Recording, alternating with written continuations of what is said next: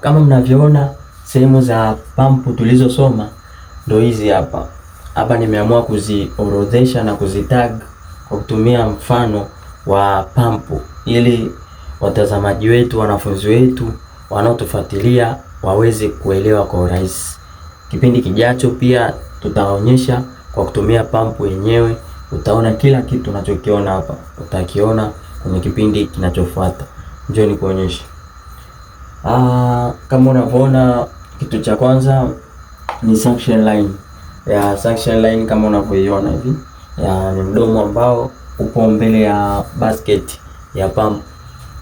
Hii hapa ndio inatumika kuvuta maji kutoka kwenye swimming pool. Kwa hiyo maji yote lazima yapitie hapa ndipo yaingie ndani. Kitu cha pili ni lid cover. Kama unavyoona lid ama cover. Hii lid inatumika kufunga kwenye pump housing inayozuia basket. Hapa lazima ufunge utaiti kabisa. Na hapa kunakuwa na hiyo O-ring.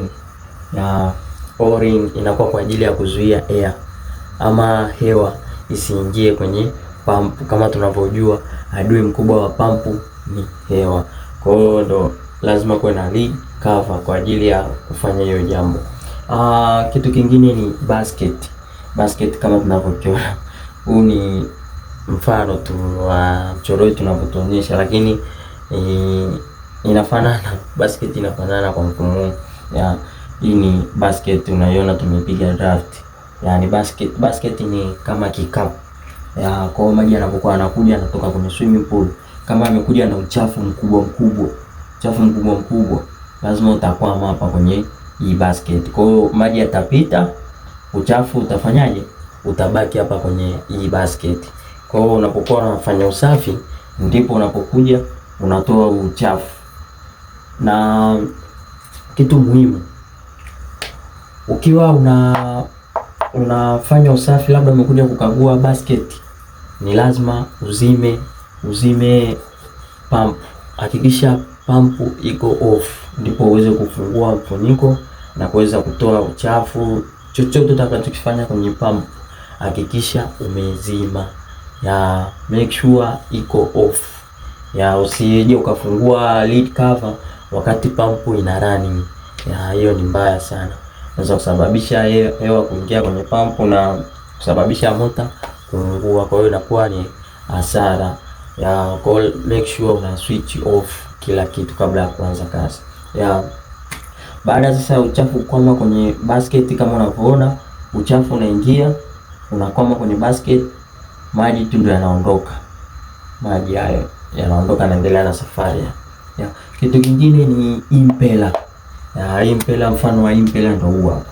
Hii kazi yake ni kuzunguka, rotate, kupush maji yanayotoka huko yanakuja. Kwa hiyo maji yanakuta impeller inazunguka. Kwa hiyo impeller inapozunguka ina push, inafanya maji yasogee, yaende mpaka afike kwenye outlet. Kwa hiyo ndo kazi ya impeller, kupush mtiririko wa maji. Kitu kingine hapa tunachokiona ni mechanical seal. Mechanical seal ni seal ambayo inakaa chini kabla ya inakaa kwenye shaft seal nyuma ya impeller. Hii seal ni seal ambayo inazuia impeller kuingia ndani kupita kwenye housing cover kuja kwenye motor. Kwa hiyo ni seal ambayo pia inasaidia kuzuia maji. Kwa mfano impeller inapozungusha hivi, hii seal, hii shaft seal huwa imekava sehemu ndogo kwenye hii pump housing. Kwa hiyo hii mechanical seal imevalishwa pale kwa ajili ya kuzuia pia uvujaji wa maji, maji kuvuja. Kwa hiyo mechanical seal inafanya kazi yake hiyo kwa ajili ya make sure maji yote yanapita na kufanya mzunguko sahihi. Hii ikiharibika, kwa mfano kitu kitakachochangia mechanical seal kuharibika, kuna baadhi ya mapool guy wanaweka dawa kwenye hii basket ya pump. Unakuta mtu kafungua lid, badala ya kuweka chlorine ya powder unatakiwa umix, ukoroge na maji umwage kwenye swimming pool, sio kwenye basket. ya labda iwe ni tablet. Na tablet unashauriwa utumie skima ya basket ya skima, sio basket ya pump. Kwa hiyo unakuta watu wanakuja wanafungua lid, wanamwaga chlorine kwenye basket. Kwa hiyo chlorine inapokuwa inaenda hii mechanical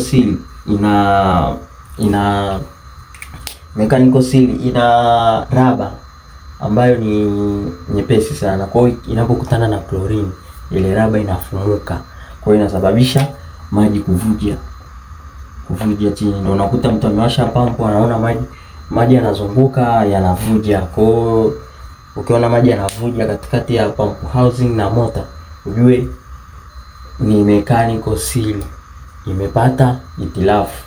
Kwa hiyo utaita fundi, utawasiliana na wataalamu kwa ajili ya kuja kusolve ile tatizo. Kwa mtaalamu, fundi atafungua, atakagua mechanical seal, utaona imeisha, kwa hiyo ni ya kununua nyingine na kuja ku replace. Kwa hiyo mapool guy, kwa ajili ya usalama pampu yako, ushauri ni kwamba msio mnaweka chlorine kwenye basket ya pump ya ambao ndo madhara yanayosababisha mechanical seal kuharibika. Ya kitu kingine ni outlet.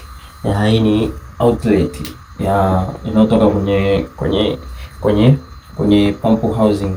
Ya baada ya maji kuja yanapita kwenye basket, kwenye impeller, mechanical seal, then yanatoka kutumia outlet.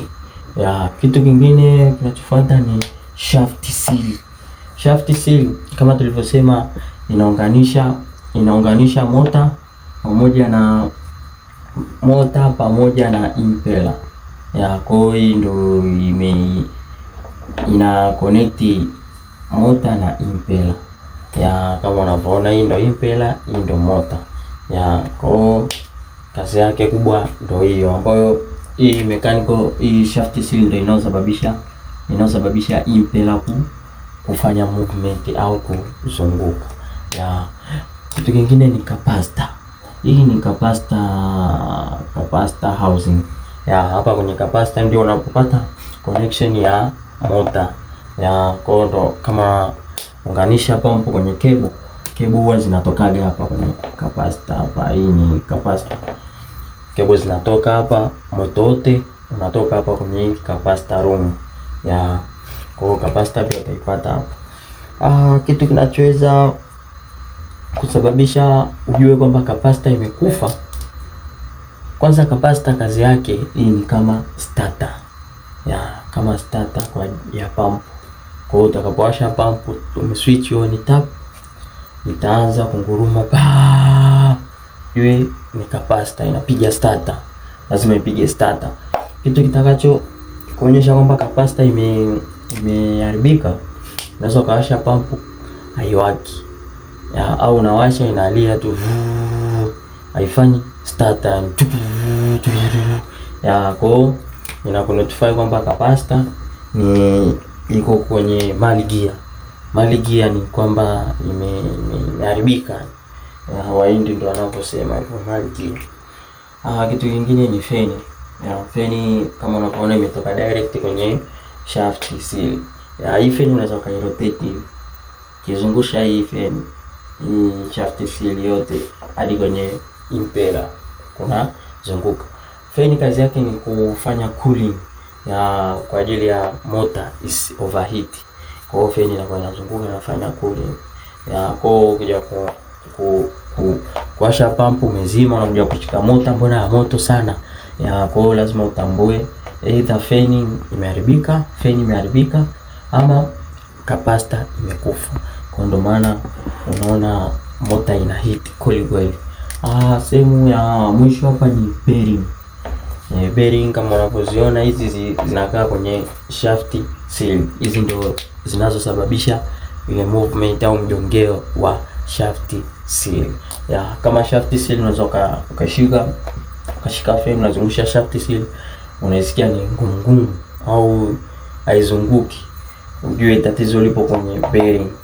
Either bearing ni za kubadilisha ama bearing zinahitaji grease kwa ajili ama kilainishi kwa ajili ya kufanya ule mjongeo wa shaft seal. Tumefika mwisho kwa somo letu la swimming pool pump. Nafikiri kipindi kijacho tutaenda kuangalia pump yenyewe, na hivi vyote tutaviona direct, tutaviona live bila chenga. Nashukuru kwa wafuatiliaji wa Pool School, na nashukuru pia marafiki zangu, baadhi ya marafiki zangu walioko Zimbabwe, South Africa. Shout out my guys, Hilario Kita from Congo, Senzo from Zimbabwe. I know you guys watch me, and I also get good feedback from you guys. So everything is gonna be alright. And what I wanted to say to you guys, you should learn Swahili. I know I have already taught you some Swahili words, so you should practice and work on it. Shout out.